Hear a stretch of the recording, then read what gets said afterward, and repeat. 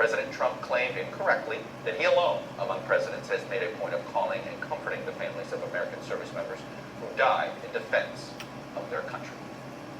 If you look at President Obama and other presidents, most of them didn't make calls, a lot of them didn't make calls. An ugly week in politics when even condolences to Gold Star military families became politicized. Didn't say what that congresswoman said, didn't say it at all. She knows it. Florida Congresswoman Frederica Wilson says the president told the widow of Sergeant LaDavid Johnson that your guy knew what he signed up for. He doesn't need to talk about what people sign up for. That is unconscionable. Mr. Trump, rather than going out himself, sent his chief of staff to clean up the mess. It stuns me that a member of Congress would have listened in on that call. If you want to get into a debate with a four-star Marine general, I think that that's something highly inappropriate. Last night, all 5 living former presidents gathered in Texas to raise money for hurricane relief, an effort they are calling the One America Appeal. The heart of America, without regard to race or religion or political party, is greater than our problems. Mr. Trump taped a video message as well. Through this effort, all 5 living former presidents are playing a tremendous role in helping our fellow citizens recover. It was a show of unity after a week in which Presidents Bush and Obama broke the ex-president's club code of silence and indicted President Trump's brand of politics without ever mentioning him by name. Bigotry seems emboldened. Our politics seems more vulnerable to conspiracy theories and outright fabrication. If you have to win a campaign by dividing people, you're not going to be able to govern them. Echoing another rebuke of President Trump, this one by Senator John McCain. For the sake of some half-baked, spurious nationalism cooked up by people who would rather scapegoats than solve problems.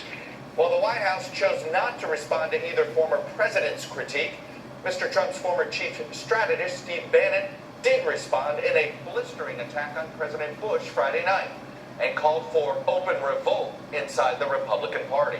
President Bush, to me, embarrassed himself. He has no earthly idea whether he's coming or going. Just like it was when he was President of the United States. There has not been a more destructive presidency than George Bush's. And as for the president himself, he so far has only responded directly to Senator McCain. People have to be careful because at some point I fight back. Yeah. You know, being very nice. I'm being very, very nice. But at some point I fight back and it won't be pretty. Well, joining me now is Republican Senator Lindsey Graham of South Carolina. Senator. Good morning. A lovely morning. I know you always love being on here in things like this.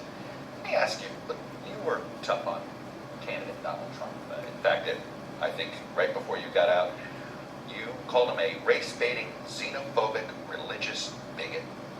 You heard what President Bush said. Where are we? Well, he won. I lost. President Bush is still popular in the Republican Party. But Donald Trump couldn't have won without rejecting the last 16 years, really, when you think about it. There were a lot of people like Bush running in our primary, and all of them got creamed. And Clinton was not the greatest candidate, but if President Obama was what American people would wanted to continue, then Trump wouldn't have won. So I'd say to both former presidents, I admire President Bush a lot. President Obama, I don't think any of us get why President Trump won. You don't understand yet why he won? I think I do. What do you, you just said you didn't think. I think you don't think they don't. You don't I don't think think they do. I think President Bush, I'm more in the Bush camp on foreign policy. Right. McCain's speech was about we're not going down the Bannon road.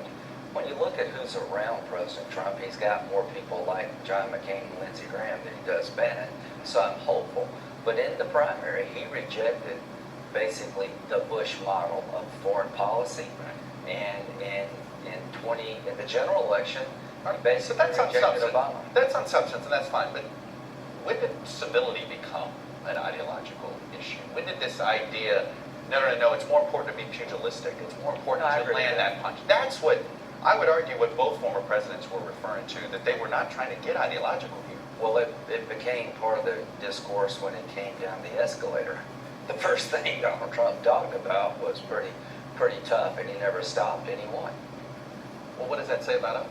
It means that we want somebody who's not traditional, that we're sick and tired of the status quo, whether it be in Obama or Bush, and that people felt so bad about their government, they had nothing to lose. They were going to pick a guy that was rich, that liked being rich and says, I'm going to make you rich, a guy that said, I'm tired of being all over the world, involved in everybody's business except ours, and guess what? He won. All right, but look at this week, and you ask yourself, why couldn't he take the high ground?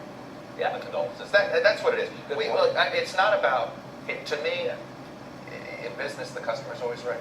In this, the grieving widow is always right. I'm sorry. I don't care what the story is. So I guess I ask you, why do you think he couldn't take the high road? This all started when they criticized, have you reached out to the four fallen soldiers' families? Then he brings up President Obama, which is absolutely the worst thing to do. There's no doubt in my mind that President Obama and Michelle Obama, their heart broke every time a soldier fell on their watch. There's no doubt in my mind, having been around President Trump a lot lately, that he loves the military. So General Kelly tried to give him some advice about how to talk about these things.